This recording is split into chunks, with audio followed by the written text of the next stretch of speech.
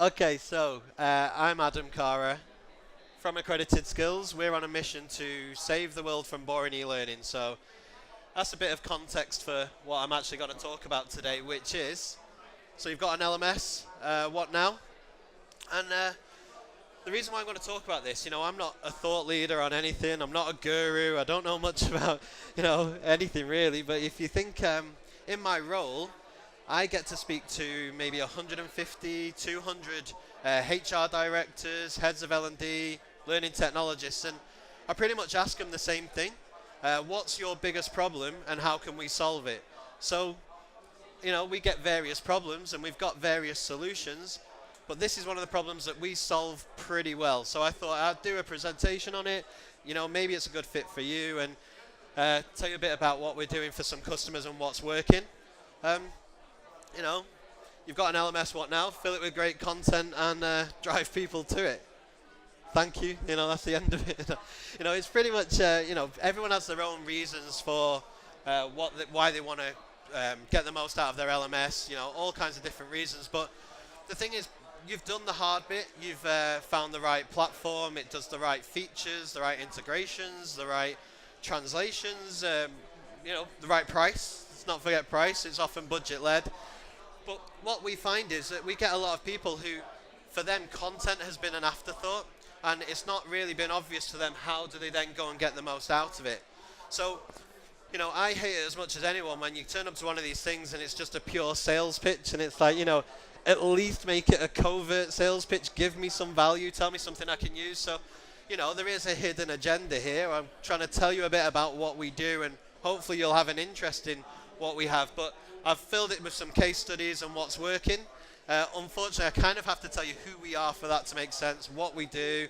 So I'll go through our story and what it is that we do and then explain what's working. So bear with me through this bit. We're a young company. We've been going about 18 months, but we've been doing e-learning for years. And we set out to create an off-the-shelf library. And we did what everyone else was doing. Monotone voice, click through slides, takes ages, dragging it out to make it look more impressive, or people must want to get their money's worth through duration.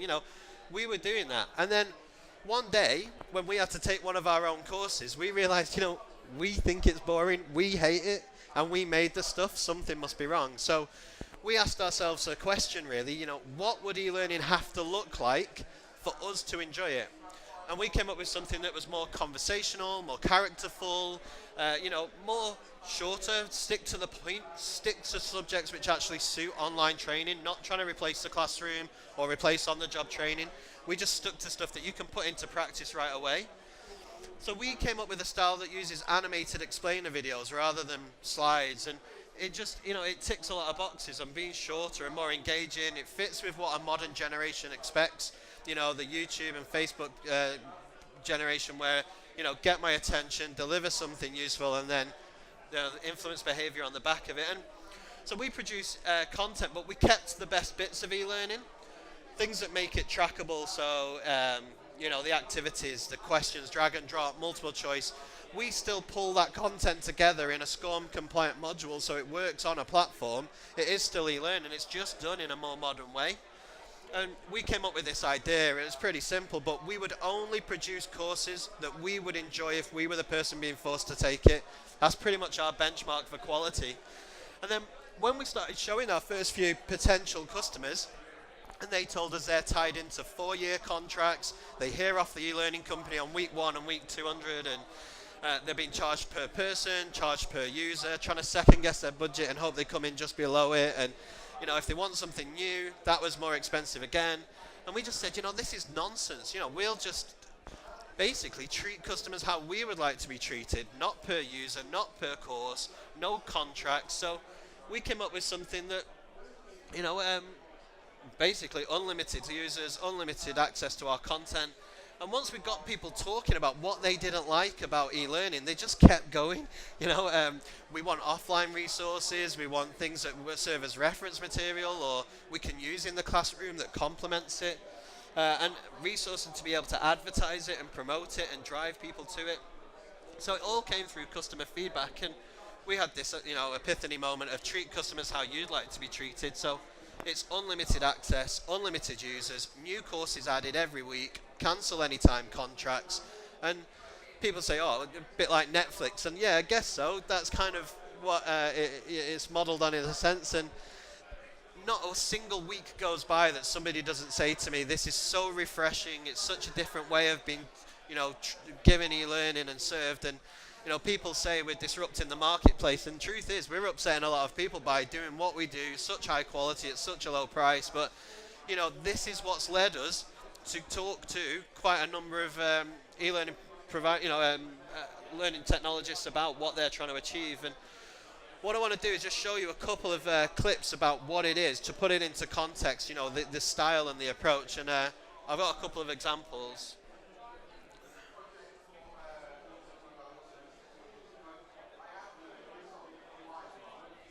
Once upon a time, a lion fell in love with a beautiful maiden and proposed marriage to her parents. The parents didn't know what to say. They didn't like the idea of giving their daughter to a lion, but they didn't want to enrage the king of beasts for obvious reasons. So the father decided to negotiate with the lion and said, "We feel highly honoured by your majesty's proposal, but you see, our daughter is a tender young thing and we're scared you might hurt her. Might we ask that you have your claws removed and your teeth extracted? Then we would gladly consider your proposal again." The lion, madly in love, agreed to the conditions and had both his claws and teeth removed. But when he returned, the parents backed out of their agreement. They simply laughed and asked the lion to do his worst. The moral of the story? Never trust your in-laws. No, I'm joking, of course not. The real takeaway is you should never rush into negotiations, and always be careful what you give away. Knowing the basics of negotiation and influence can make the difference between being successful or not. Before we sharpen your negotiation skills, let's first cover the principles of good negotiation. Okay, so a couple of giggles. We'll sometimes use things like storytelling or humour to make a point. That's from our negotiation course. So, it's just showing that I don't know why e-learning has become over-professionalised, so stuffy, boring, monotone, and not taught in the way that you'd expect to be taught in a classroom or in any other form informally. So, I guess we bring that back. And I've got another clip I'd like to show you. It's a little bit longer, but hopefully make another point about some of the learning techniques that we use.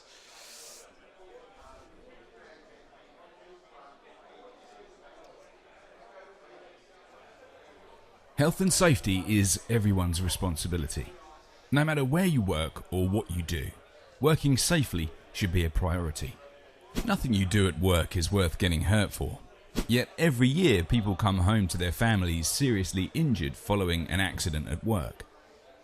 Despite general improvements in health and safety awareness, people in all types of employment, from offices to construction sites, continue to get hurt whilst at work. Last year alone, 133 workers were killed in their workplace. Our research has found that even though health and safety training is widely available and promoted, people are still not connecting with the message, and still too many preventable accidents are happening. And here's why. Let's be honest, we've all been made to watch health and safety videos, or maybe you've had to sit through a boring health and safety e-learning module. You know the ones.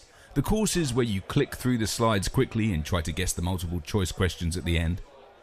This is a great box ticking exercise for employers, and it allows employees to quickly get back to their day job. But health and safety needs to be everyone's mission, not merely an intermission from the day job. This course aims to be different. The Health and Safety Essentials course is for you. It focuses on why health and safety is important to you and covers the key topics that have the biggest impact to your workplace safety. It will empower you to make a real difference to the health and safety of yourself and the people you work with.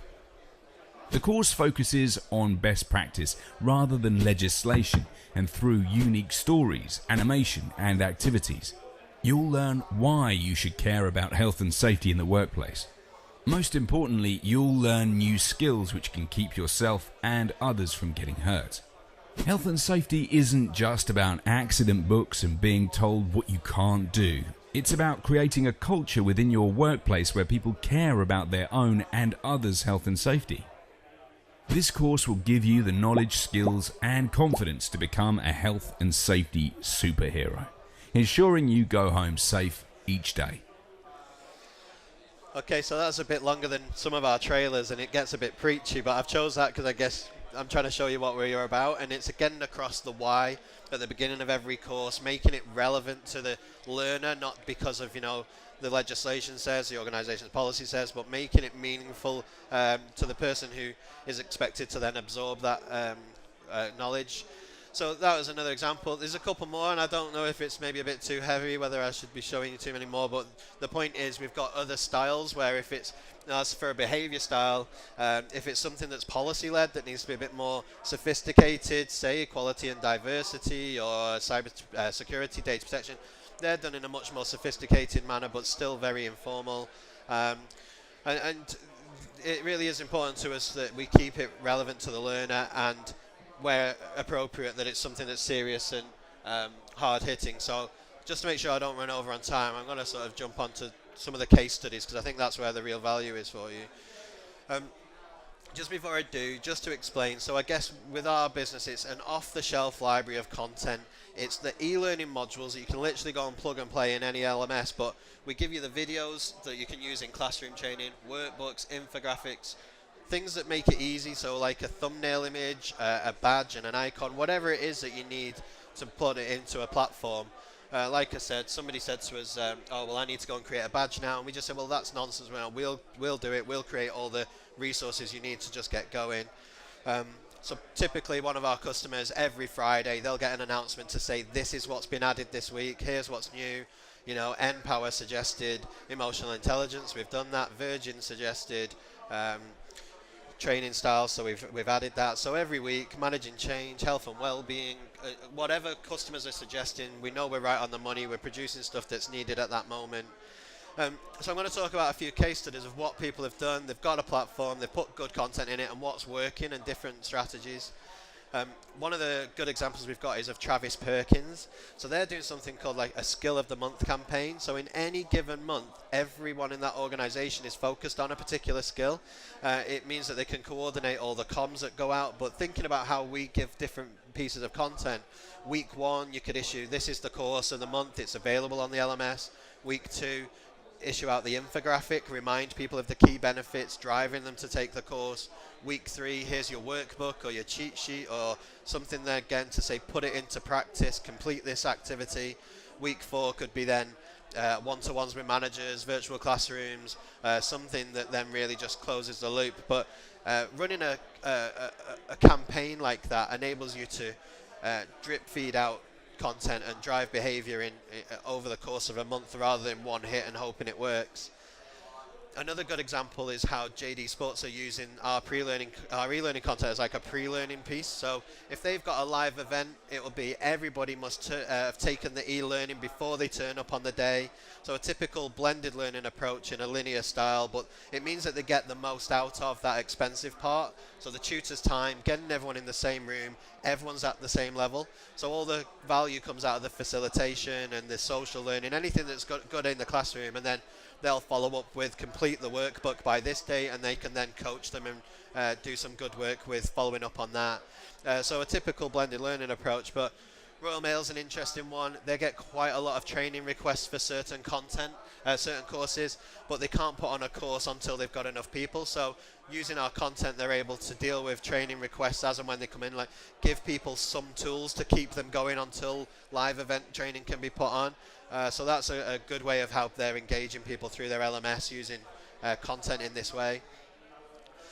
Net-a-Porter is one example of many of our customers doing this. So if you're doing like performance review meetings, one-to-ones, because you've got a menu of courses available that a manager, if a training requirement comes out of a meeting, a manager can quite easily, without worrying about the cost or the accessibility, it's literally, here's a piece of learning we can give you. So how empowered that manager feels that they can do that, how valued the employee feels that they're being given something.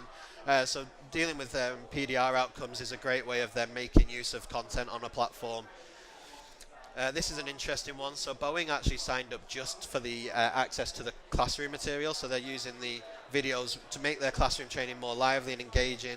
But they talked about how long after the course, the video clips became a talking piece, and people would have a lot of good discussion. So they were making the videos available on the intranet sites like a social learning piece where people can comment and share it and talk about what it means to them. So that's good use of just video, not necessarily it's all about the e-learning. And Specsavers is another example of many where we've had people say that since using our content and using the promotional material to drive more people to the platform, that they've seen a 60% increase in users going to the platform and completing courses. And that's partly down to promotional resources, but building a reputation of actually the e-learning has changed. It's now more engaging and more suitable. You know, we've got people like SofaWorks, who in their first 3 weeks of launching had 91% of people log on, 89% of people that took a course. You know, really good results. And, you know, like I say, without it trying to be too salesy, I kind of want to get across the point that, you know, this might feel like it doesn't fit your culture or your strategy, but we only launched a few months ago. This isn't even half of our customers. We've got banks, we've got government departments, police forces, universities, fire and rescue. We're quite big in retail and in housing and charities. So, you know, it's more down to, you know, what's your strategy and your culture and how can you make this fit? We don't really prescribe a way of doing it. And the next slide is a terrible one, but the point I was trying to make is that our customers, they're so behind what we do that they're more like fans. Simon Bassam introduced us to Regatta, Mel Cooley introduced us to Boots, and you know, James is great for suggesting courses. Nick isn't even a customer, and he's one of our biggest advocates, telling people, you know, why they should sign up. We get really great feedback from our customers. A housing association the other day told me about how previously they couldn't get executives to take e-learning, but because of the nature of what we do, they're actually saying, when's the next installment out? They quite like it. Another housing association saying they couldn't get caretaker staff, as they called them, but operatives and engineers to take e-learning. But with our Toolbox Talk collection, it's respectful of their time, their intelligence, and they're getting actually good engagement now. So this type of content could engage parts of the organization where previously they were quite reluctant and resistant to e-learning. It's just about designing it for what that learner would want. Like I say, just a quick overview of what it is that we do. You know, it's unlimited access, unlimited users for an entire library of resources, not just the e-learning. So you can suggest content. If it's a course that's missing that'll benefit everyone, we'll just take that on and include it for free. It's pretty much the promotional resources, and you can use this on your platform. So like I say, the main point of this, you've gone and got a platform. How can you then just fill it with great content and give people useful material to use? It's pretty much an off-the-shelf instant solution. And you know, it's a cancel anytime deal. If it's not working for you, then we would be the first to say, well, actually, we don't want people out there who resent what they've signed up for. You know, you're free to cancel. Incidentally, nobody ever has. And like I say, one of the biggest things about us is our pricing model. It's just a no-nonsense, low monthly price. The content's done. We're not going to pretend that the more users you have affects the price, or the more courses we add. They're getting done anyway. So it is a bit like Netflix in that sense. And so, you know, I'd encourage you to check us out afterwards. We'll give you some content for free so that you can try maybe a Skill of the Month campaign where you can actually just, you know, if you want to see what happens when you roll that out to a focus group and get them to come and test it on your LMS. But yeah, like I said, you know, everyone's got their own different reasons, and for some people it is saving money, for some people it's making a name for themselves, or, you know, I think for a lot of them it was the fear of, we've gone and signed up however many tens of thousands of pounds for a platform and we're not getting the most out of it.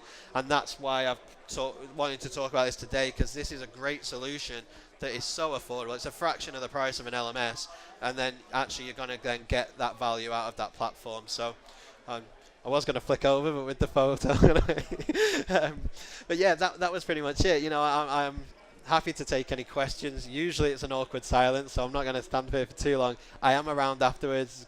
No prizes for guessing which ones are my colleagues, but you know, come and see us. We'll give you some content for free so you can try it. I hope it's not too sales pitchy. You got something from it, but happy to talk to you about what you're trying to do, what you achieve, and maybe how we can fit. So I might be a little bit under time. You're free to go home, do what you want, or, you know, if there's any questions, you know, let me know. I'll be over here. Thank you. Cheers.